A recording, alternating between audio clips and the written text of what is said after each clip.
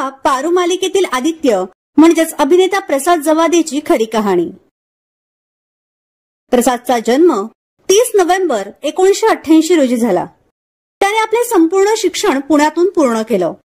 विशेष म्हणजे शालेय जीवनापासूनच त्याच्या अभिनयाचा प्रवास सुरू झाला होता।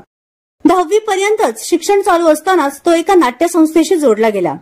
या नाट्यसंस्थेच्या माध्यमातून त्याने अनेक एकांकिका स्पर्धा, बालनाट्य आणि वक्तृत्व स्पर्धा केल्या। पुढे 2009 मध्ये त्याने झी मराठीवरील महाराष्ट्राचा सुपरस्टार या रियालिटी शो मध्ये सहभाग घेतला। त्यानंतर प्रसादला पहिली मालिका मिळाली, ती म्हणजे लेक माझी। या मालिकेनंतर माझी या प्रियाला प्रीत कळेना, असे हे कन्यादान, सारे तुझ्याचसाठी, अरुंधती, कुलस्वामिनी, एक महानायक, डॉक्टर B.R. आंबेडकर अशा अनेक मराठी व हिंदी मालिकांमध्ये त्याने काम केलं आणि आता तो आदित्यच्या भूमिकेत झळकत आहे।